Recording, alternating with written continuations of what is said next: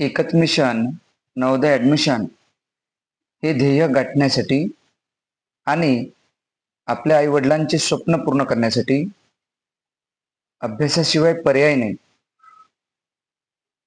तर मुलांनो, आज आपण नवोदयमधील गणित घटक 3 मधील स्वाध्याय 3.2 पाहूया. त्यामधील पहिला प्रश्न आहे, एक संख्या 50हून लहान आहे, 7च्या पटीत आहे, बरोबर 3 अवयवांची आहे, ती संख्या कोणती? तर आपल्याला अशी संख्या शोधायची जी 50हून लहान आहे, 7च्या पटीत आहे आणि 3च अवयवांची आहे. तर आपल्याला पाहिजे 50 वरून लहान संख्या.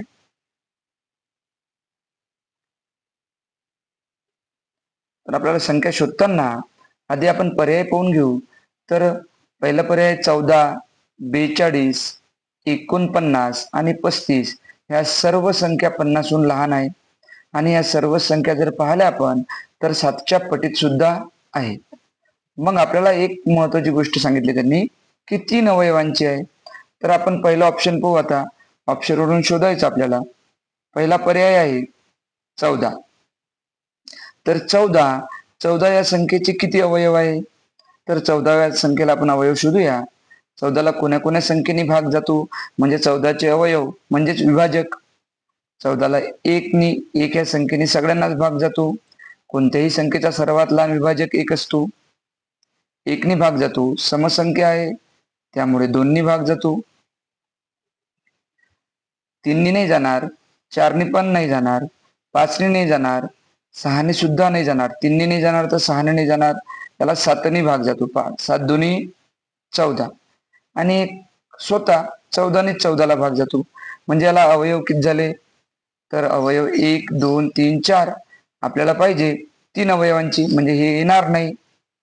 आणि मुलांनो, एक लक्षात घ्या, कोणत्याही संख्येचा सर्वात लहान अवयव 1 असतो आणि सर्वात मोठा अवयव तीच संख्या असते. पर्याय बी शोधूया. पर्याय बी दिलाय 42. तर 42 या संख्येचे अवयव पाहूया आपण. कोणी कोणी भाग जातो? आपल्याला 3च्या कमी पाहिजे, तर 42ला 1 भाग जातो. समसंख्या आहे, 2 भाग जातो. 4 आणि 2 6 अंकांची बेरीज केली, कसोट्याच्या आधारे शोधू राहिलो आपण, तर मग याला 3 सुद्धा भाग जातो. मग 4 भाग जातो का? तर 4 भाग जाणार नाही. एकक स्थानी 5 नाही, 0 नाही, म्हणून 5 नाही जाणार. 6 3 आणि 2 जातो, म्हणजे 6 सुद्धा भाग जाणार. 7 साईन 7 42. म्हणजे पहा, आपण पुढं पुढं गेलं तर शेवटी 42 भाग जाईल. पण आपण इथपर्यंत जायचं नाही, कारण आपल्याला शोधायचं आहे 3 अवयवांची. ही 3 पेक्षा जास्त आहे, म्हणजे हे पण येणार नाही. पर्याय क्रमांक सी पाहू. आणि ही जी प्रोसेस आहे मी करत आहे, तर ही पेपरमध्ये तुम्हाला फास्ट करायची आहे, म्हणजे आपल्याला पेपरमध्ये वेळ कमी असतो. हे तुम्हाला समजून सांगण्यासाठी मी या प्रकारे तुम्हाला सांगत आहे. तर तिसरा पर्याय आहे 49. तर 49 या संख्येचे अवयव पाहूया. तर 49ला कोणी भाग जाणार? 1ला भाग जाणार. तर विषम संख्या आहे, 2 ने जात, 3 ने जात. आपण जर पाहिलं तर पुढं डायरेक्ट याला भाग जाणार. 7 7 49 म्हणजे 7 भाग जाणार आणि शेवटी 49नेच भाग जाणार. म्हणजेच या संख्येला 49 या संख्येला फक्त 3च अवयव आहे, 3च विभाजक आहे आणि ती 50 पेक्षा लहानही आहे आणि 7च्या पटीत आहे. त्यामुळे आपलं उत्तर येते पहिल्या प्रश्नाचं पर्याय क्रमांक सी.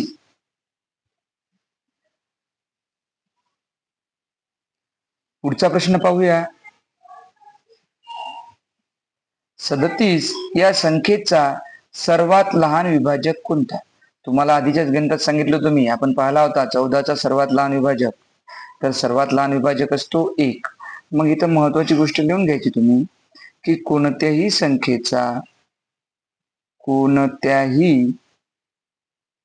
संख्येचा सर्वात लहान विभाजक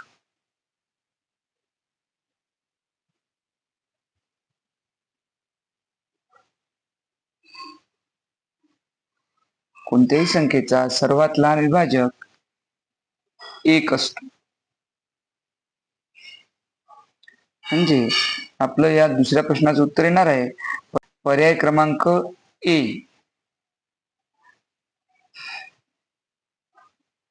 तिसरा प्रश्न पाहूया. काय म्हणते पहा तिसरा प्रश्न. तिसरा प्रश्न सुद्धा खूप सोपा आहे. जर तीन क्रमिक म्हणजे क्रमवार संख्यांची बेरीज 15 आहे तर मधल्या संख्येचा वर्ग आहे. तर क्रमवार संख्यांची बेरीज सांगितली त्यांनी आपण, तर मग ऑप्शनवरून केलं तर वेळ लागू शकतो. त्यामुळे आपण काय पकडायचं, संख्या पाहायच्या, क्रमवार संख्या. तर पहिली संख्या कोणती पकडायची, पहिली संख्या झाली एक्स. त्याच्या पुढली संख्या कोणती येणार, तर पुढली संख्या एकने मोठी राहते म्हणजे एक्स अधिक एक. त्याच्या पुढली संख्या काय येणार, तर ही एकने मोठी आहे तर ही दोनने मोठी असणार, एक्स अधिक दोन. तर या तिघांची बेरीज आहे 15. तर मग या तिघांची जर आपण बेरीज केली, एक्स अधिक एक अधिक एक्स अधिक दोन, जर आपण यांची बेरीज केली तर पहा उत्तर काय येते, उत्तर येते 15. तर मग काय किती एक्स आहे मोजू, 1 2 3, 3 एक्स आहे. तर इथे लिहू आपण 3 एक्स, 1 आणि 2 किती होणार 3, 3 एक्स अधिक 3 बरोबर 3 एक्स अधिक 3 बरोबर 15. तर हा 3 प्लस मध्ये आपल्याला एक्स ची किंमत काढायची, मग याला इकडे देऊ आपण.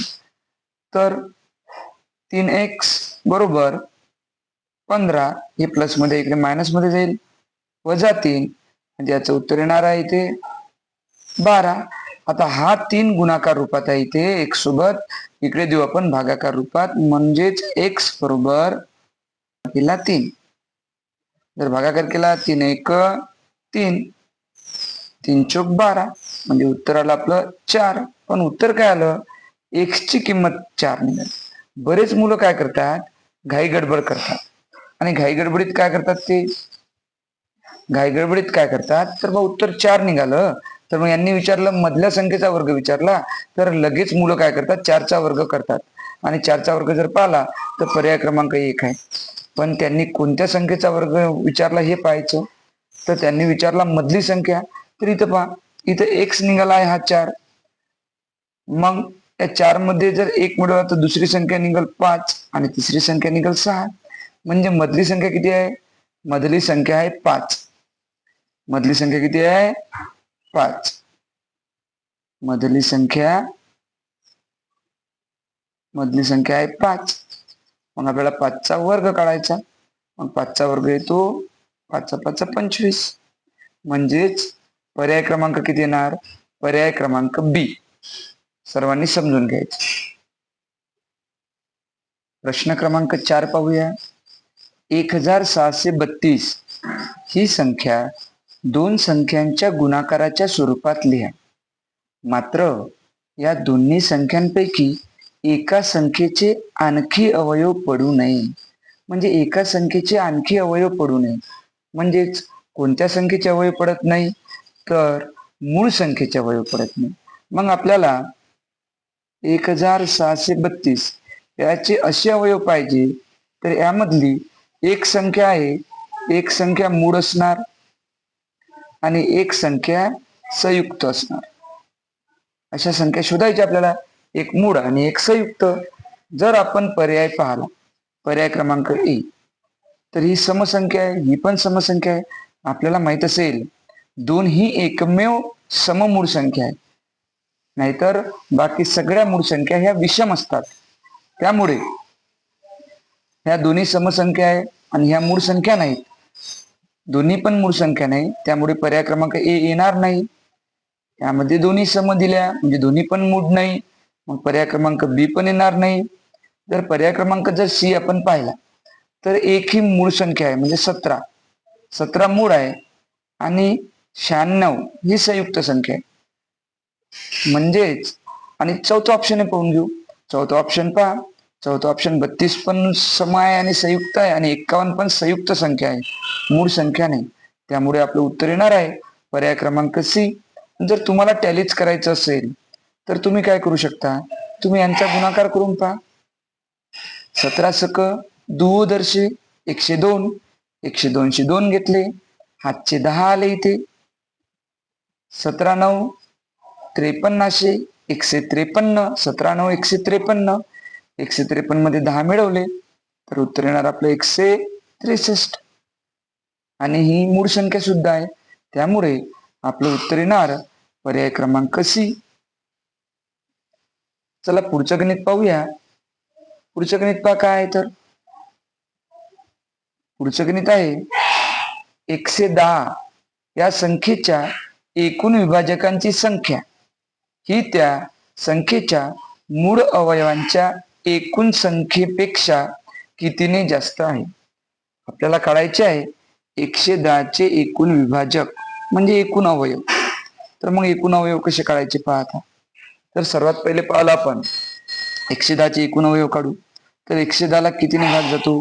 1 ने, कारण 1 ने सर्वांनाच भाग जातो. समसंख्या आहे, कसोटीच्या आधारे आपण अवयव काढायचे. समसंख्या आहे म्हणजे 2 ने भाग जातो. नंतर पुढे जर पाहिलं आपण तर 3 ने भाग जाणार का? नाही. 4 ने पण नाही जात, एकक स्थानी 0 आहे. 5 ने पण भाग जातो. 6 ने भाग जाणार का? नाही. 3 ने जात नाही तर 6 ने जाणार. 7 ने पण नाही जात. 8 ने जाणार का? नाही.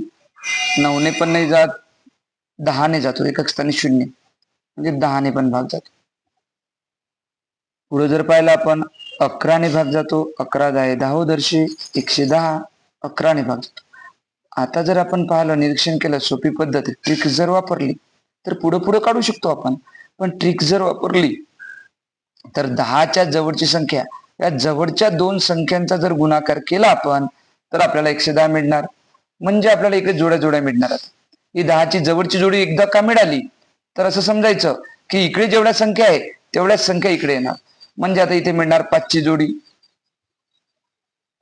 इथे मिळणार 2 ची जोडी, ज्यांचं उत्तर 110 येईल, आणि इथे मिळणार 1 ची जोडी. पेपर मध्ये काढत बसायचं नाही, पेपर मध्ये ओळखायचं. जोडी भेटली तर इथे किती संख्या आहे? 1 2 3 4. इकडे 4 आहे ना, तर मग इकडे 4 असणार. म्हणजे एकूण अवयव असणार 8. जर तुम्हाला पाहायचंच असेल तर मी तुम्हाला समजावून सांगू शकतो.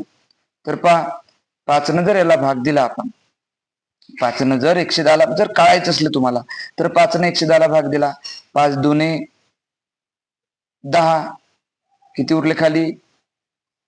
1 उरला. परत 5 2 10 म्हणजे 22 पण आहे.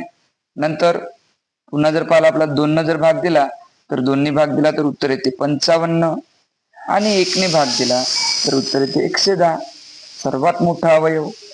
असे अवयव निघतात.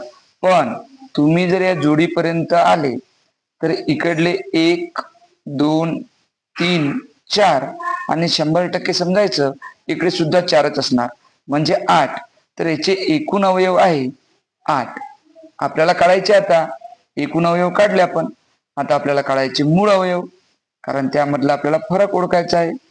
तर मूळ अवयव काढताना आपण पाहायचं या संख्येला 0 आहे, म्हणजे एकक स्थानी 0 आहे. तर एकक स्थानी 0 असेल तर आपण त्याला 10च्या घातांकित रूपात लिहू शकतो. म्हणजे 11 गुणेला 10. पुढचे स्टेप पहा काय करायची. 11 गुणिले 10 झाले तर मग 11 ही मूळ संख्या आहे, जसेच्या तसे ठेवायचे. आणि 10 तुम्हाला आधी पण सांगितलं, स्वाध्याय 3.1 मध्ये आपण पाहिलं, जर 1 वर जर 1 0 असेल, 2 0 असेल, 3 0 असेल तर काय करायचे. जर 1 वर 1 0 असेल तर शून्याचे काय पकडायचे? 5 गुणेला 2. तर मग हे तिन्ही जर पाहिले आपण, हे तीनही मूळ आहे, याचे भाग पडत नाही, अवयव पडत नाही. म्हणजेच पाहिलं आपण एकूण अवयव आहे 8 आणि मूळ अवयवांची संख्या किती आहे? मूळ अवयवांची संख्या आहे 3. आणि यामधील आपल्याला फरक विचारला. मग फरक म्हणजे वजाबाकी, म्हणजे 8 वजा 3 बरोबर 5. आपलं उत्तर येणार आहे 5. म्हणजेच पर्याय क्रमांक आहे सी. सर्वांनी समजून घ्यायचं बेटा. पुढचा प्रश्न पाहूया. प्रश्न क्रमांक 6. 60 चे विभाजक आहेत. आपल्याला 60 चे विभाजक पाहायचे आहे. आपण आता काढलेल्या पद्धतीनेच आपण 60चे विभाजक म्हणजेच अवयव काढू शकतो. तर 60ला कोणी भाग जाणार? 1ने सर्वांनाच भाग जातो. मग 1ने भाग जातो, समसंख्या आहे 2ने जातो, 6 आहे दोघांची बेरीज म्हणजे 3ने जातो, 4ने सुद्धा याला भाग जातो. भाग देऊन पाहायचा. 4ने भाग जातो, नंतर एकक स्थानी 0 आहे, 5ने भाग जातो, सर्वांनी कसोट्या पाठ ठेवायच्या आहे. 5ने भाग जातो, 6 10 60 म्हणजे 6ने सुद्धा भाग जातो आणि एकक स्थानी 0 आहे म्हणजे 7ने नाही जाणार, 8ने सुद्धा नाही जाणार, 9ने पण नाही जाणार, पण 10ने जातो. एकक स्थानी 0 आहे तर 10ने सुद्धा भाग जातो. मग इथं जोडी मिळाली आपली. मिळाली जोडी, एकदा जोडी येईपर्यंत काढायचा प्रयत्न करायचा. एकदा जोडी मिळाली की आपल्याला सोपं जाणार. ही जोडी मिळाली तर मग आता 5ची जोडी शोधू. म्हणजे 5ने याला जर भागलं तर आपल्याला समजेल की बाबा 5चा आणि कोणाचा गुणाकार केला तर 60 येतात. तर 5चा आणि 12चा गुणाकार केला 12 पंचे 60. मग 4ची जोडी पहा, 4चा आणि याचा भागाकार करून पहा. तर 4चा आणि याचा भागाकार 4 1 4 2 उरले आणि 4 पंचे 20 म्हणजे 15. याची जोडी पाहायची आहे 3ची. 3च्या सोबत जर पाहिलं तुम्ही तर 20 येतात. 2ची जोडी म्हणजे नेहमी अर्धे म्हणजेच 30 आणि 1ची जोडी म्हणजे 30 संख्या शेवटची. 1ची जोडी म्हणजे 30 संख्या शेवटची संख्या म्हणजे उत्तर येणार इथं पहा 60. म्हणजे आपल्याला हे अवयव पाहायचे कुठे आहे? 1 2 3 4 5 6 10 12 15 20 30 आणि 60. कधी कधी संख्या विचारतात तर संख्या मोजायची, संख्या मोजण्याची ट्रिक सांगितली मी. मग हे पूर्ण काढायचं काम नाही, इथपर्यंत मोजायचं जोडीपर्यंत. मग 1 2 3 4 5 6, इकडे 6 आहे तर इकडे पण 6च येणार. म्हणजे संख्या जर विचारली तर 12 अवयव. तर पण इथं विचारलं अवयव विचारले कोणकोणते आहे, तर इथं जर पाहिलं आपण तर इथे पर्याय क्रमांक बी, 6चं उत्तर इथे पर्याय क्रमांक बी. प्रश्न क्रमांक 7, 60चे मूळ अवयव आहेत. इथे 60 आहे. मूळ अवयव काढताना आपण गुणाकार पद्धत वापरायची. मूळ अवयव इथं 60 आहे, एकक स्थानी 0 आहे. मग तुम्हाला सांगितलं मी, जर 0 असेल म्हणजे हे 10च्या घातांकित रूपात रूपांतर करू शकतो आपण. म्हणजे 6 गुणेला 10 म्हणजे 6चे भाग पाडा अवयव. 6चे अवयव आहे 3 गुणेला 2. आणि तुम्हाला सांगितलं मी, एक जर 0 असेल 1 वर तर त्याचं काय लिहायचं? 5 गुणेला 2 म्हणजे आपलं उत्तर काय येईल? आपण एक तर चढत्या किंवा उतरत्या क्रमात मांडून घेऊ. चढत्या क्रमात जर मांडलं 2 गुणेला 2 गुणेला 3 गुणेला 5 हे आपले मूळ अवयव सापडले. तर आपण पर्याय शोधायचा. तर इथं पाहिलं तर पर्याय क्रमांक सी मध्ये हे दिलेलं आहे म्हणजे आपलं उत्तर येणार पर्याय क्रमांक सी. पुढचं गणित पहा, 8वं गणित पाहूया. 8वं गणित काय आहे पहा. 2 प्रौढ, इथे प्रौढ, 2 प्रौढ माणसांची वय दर्शवणाऱ्या संख्यांचा गुणाकार 770 आहे. त्यांच्या वयांची बेरीज किती वर्ष आहे? मग 2 प्रौढ माणसे पकडली त्यांनी. तर प्रौढ माणसे म्हणजे कोणती असतात? तर प्रौढ माणसे म्हणजे ज्यांचं वय 18 पेक्षा जास्त असेल. 18 पेक्षा कमी असेल तर ते मुलं होतात. तर मग प्रौढ माणसे पाहायची आपल्याला. तर मग काय करायचे? यांचे अवयव पाडायचे आणि अवयवावरून प्रौढ माणसे ओळखायचे. मग आपण काय करायचं? इथं 0 म्हणजे 10च्या घातांकित रूपात दिलेलं आहे म्हणजेच असं होईल. त्याचे अवयव जर पाडले आपण 17 गुणेला 10. जर त्यांनी एक मोठा व्यक्ती म्हणजे एक आजोबा आणि एक नातू विचारला असता तर मग एक 77 वर्षाचे आजोबा आणि 10 वर्षाचा नातू असं चाललं असतं. पण त्यांनी काय म्हटलं? दोन्ही पण प्रौढ माणसे आहेत. तर मग यांचे सुद्धा अवयव पाडू आपण. 77चे जर अवयव पाडले तर 11 गुणेला 7 आणि या 10चे अवयव जर पाडले आपण तर 10चे अवयव येतात 2 गुणेला 5. तर आता हे अवयव पाडले तर आता यामधून आपल्याला 2 प्रौढ माणसे भेटते का पाहू आपण यामध्ये. तर इथं जर आपण 11चा आणि 5चा जर गुणाकार केला तर 11 5 55, एकाचं वय 55 होईल पण एकाचं वय 7 2 14 14 होईल. 14 म्हणजे 18 पेक्षा लहान आहे म्हणजे प्रौढ होणार नाही.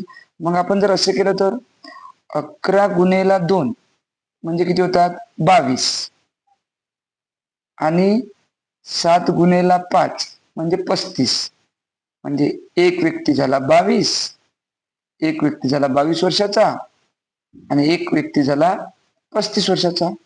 तर यांचा जर गुणाकार जरी केला आपण तर यांचा गुणाकार 770च होणार आणि हे दोन्ही वय प्रौढ व्यक्तींचेच आहे. त्यामुळे आता आपले प्रौढ व्यक्तींचे वय निघाले तर आपल्याला त्यांची काय विचारली आहे तर वयांची बेरीज विचारली. तर आपण यांची बेरीज करूया.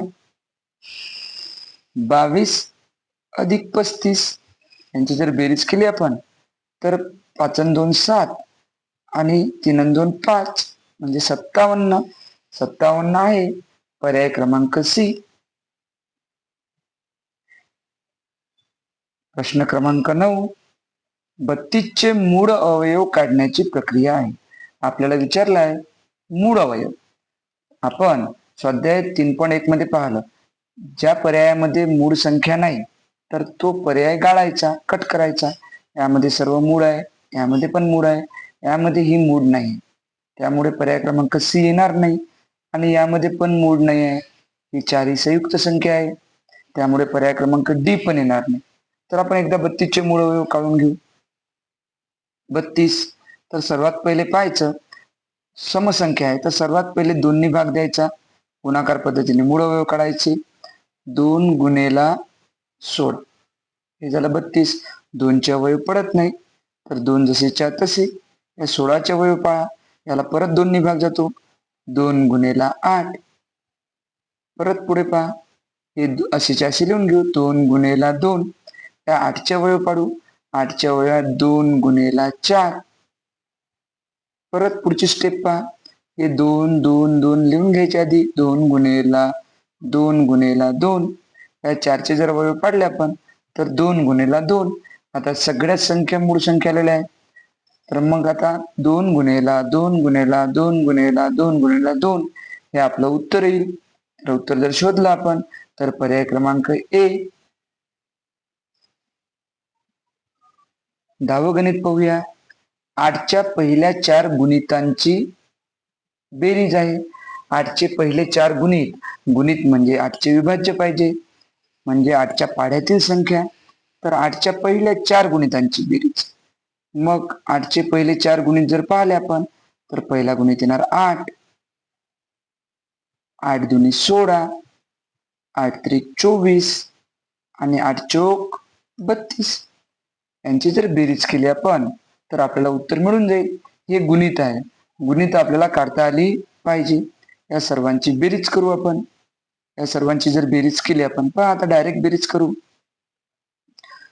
सोप्या पद्धतीने. पहा 6 आणि 4 10 होतात आणि हे एकक स्थानी 8 आहे, एकक स्थानी 2 आहे. 8 आणि 2 10 होतात म्हणजे हे 10 आणि हे 10, 10 आणि 10 20, 20 0, हातचे आले 2.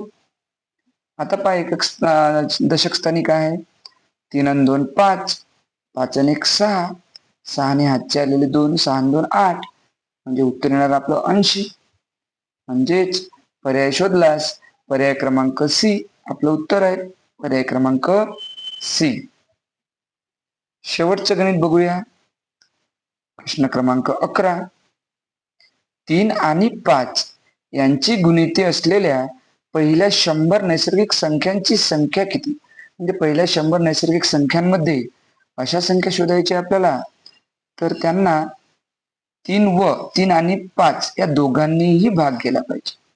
मग दोघांनी भाग गेला पाहिजे तर मग आपण असं करू 3 गुणेला 5 3 5 15. तर आपल्याला 15चे अवयव शोधायचे. मग 15चा टेबल पण म्हणू शकतो आपण 100 पर्यंत, किंवा मग आपण काय करायचं त्यांनी 100 पर्यंत म्हटलं तर मग काय करायचं 100 भागीला 15 करायचं. जर त्यांनी 500 पर्यंत म्हटलं असतं तर 500 भागीला 15 केलं असतं. मग पहा काय करायचं 15चं टेबल म्हणायचं 100 पर्यंत. 15 1 15, 15 2 30, 15 3 45, 15 चूक 60, 15 5 75, 15 सके 90, 15 7 पाचोदर्शी 100 पेक्षा मोठे आहे तर 15 सके 90. तर 15 सके म्हणजे 6 भाग गेला. मग जो काही पूर्ण भाग जाईल आपल्याला बाकी राहील त्याचा विचार करायचा नाही. मग पूर्ण भाग केवढा गेला? फक्त 6 पर्यंत गेला. तर मग 6 अशा संख्या आहे, तर आपण त्या संख्या पण काढू शकतो. जर पहिली संख्या 15, दुसरी संख्या 30, तिसरी संख्या 45, जर आपण अशा काढत गेलं तरी उत्तर किती मिळणार आपल्याला? 6च मिळणार आहे.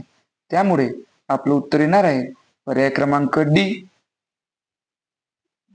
अशा प्रकारे आपण 3.1 व 3.2 यामधील स्वाध्याय जे व्हिडिओमध्ये स्पष्टीकरण दिलेले आहे ते आपण आपल्या वहीत लिहून घ्यायचे आहे आणि याचा वारंवार सराव करायचा आहे. व्हिडिओ पुन्हा पुन्हा पाहायचा आहे, समजून घ्यायचा आहे. आणि अशाच प्रकारे छान छान व्हिडिओ पाहण्यासाठी आपल्या या चॅनलला लाईक करायचं.